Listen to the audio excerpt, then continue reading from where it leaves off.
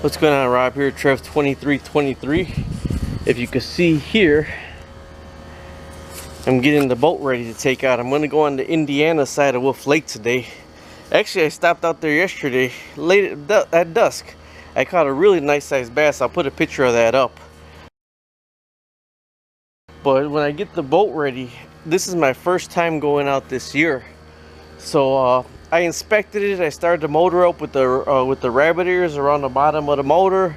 Everything was fine. Like last month, I thought I'd be able to get out, but I haven't. So since I'm out here for the first time, when I took my I actually have a plastic hitch in here meanwhile, but when I took it off, that was rusted on the inside. So I put WD-40 rust penetrant in that and all over the lock right now. And then I got this lock right here. Let me not show you the combination.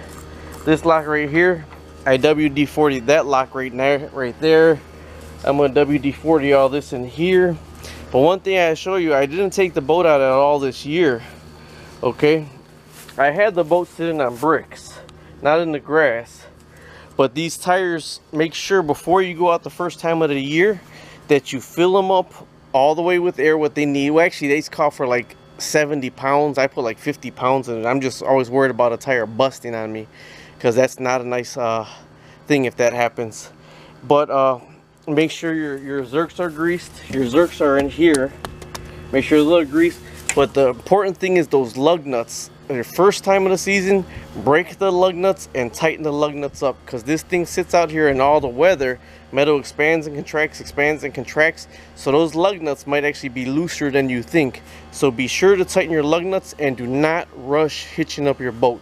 One time I was rushing, this wasn't clicked on here, and before I got on my alley, I said, you know what, I was rushing too fast, let me get out and double check.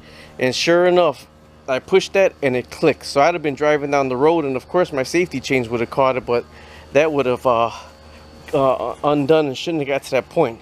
Also, with your safety chains, make sure when you put them on, they're crossed. Your safety chains need to be in X when you put them on your the back of your van, the back of your truck, or whatever.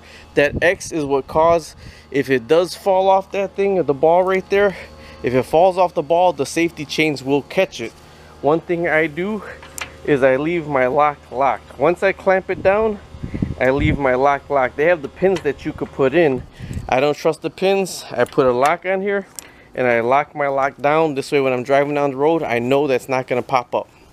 Well, let's go out on the day fishing and see what happens. What's going on? Rob here, jack of all trades, master of none, aka Trev2323, here on the lake with my best lady. As you see, she's out front face because she don't like coming out on the boat with me. Smile, babe. All right, see, we got a smile out of her. This is the southern part of Wolf Lake. I got a long neck motor, so I don't like going too far. When it says 6 feet, that's where I stop. But right here where I'm at, it says 14 feet. Just because you got a fish finder doesn't mean you're gonna catch fish. There's the boat launch right there by the police. There's the pavilion. There's Red Roof Point. That's my mail route right there. There's one of my customers from my route.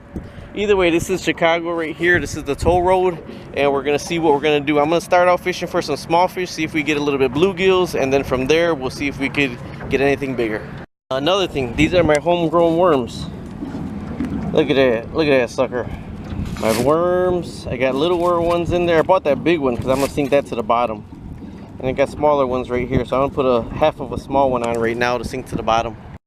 And I'm using my famous Disney Princess fishing pole just because it's already set up with a tiny hook for the little ones. Hello, I got something. Woo! Got a crappie. Got a crappie with my little pink fishing pole. Told you you'll get the smaller ones with this dang little poles. I got the let me show you what I got here. I got the smallest hook available. That's a decent sized crappie, but I'm not going to use it for bass. It's a little bit too small. I mean, too big, I think, for the bass. Too small for somebody to eat, so I'm going to let that sucker go. Okay, we're sitting came in a little bit closer with the trolling motor.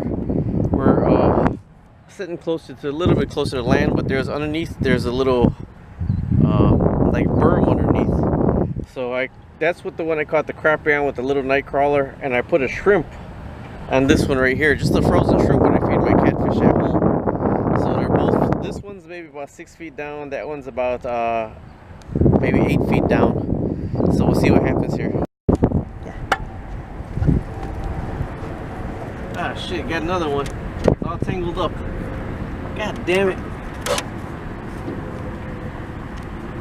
Oh shit. Need me to hold something? It's a silver bass. Some people call these perch. I call them garbage fish. Some people say you can't throw these back in. Other people say to throw them back in. So this is actually what I would feed my fish at home. But right now we're not taking anything home. It should start stocking up for the winter time feeding my fish. But I didn't bring any extra cooler or nothing to put them in.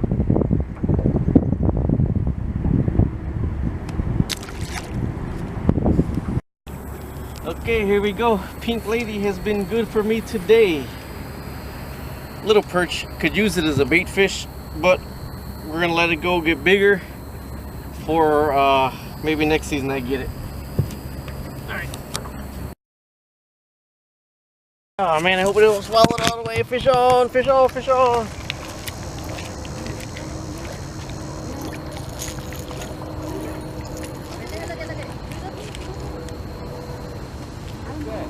Bass?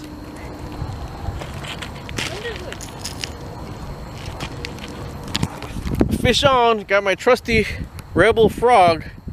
This is a small bass, but I came out to the lily pads over here where the frogs normally are and caught a little bass right there. Alright, I thought this would be pretty interesting to show you, seeing that I did not hook up my voltmeter yet, which I told you I was in my previous video that I didn't even edit and upload yet. But my voltmeter, I don't know if you can see it right there. I don't know if I go like this, like that, like this, like that, like this, like that. It's right here in the yellow. It was a second from the end right there in the green. This is all yellow, then it turns to green. It was a second from the end and it's at 12.2 volts. It was at 12.9 volts. But I used my trolling motor to get me from here to there, here to there. The main trip of the lake, I used my gas motor. But that's why it's good to have these in there. Because, I mean, I could have probably spent the rest of the day on the lake right here and it would have been in the red.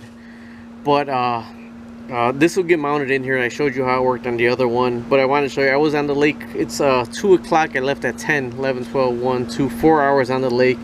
And I actually used the trolling motor to get me all the way back in because I wanted to see if it could go against the current and everything, and it did. I got the Minn Kota C55, C255 or whatever.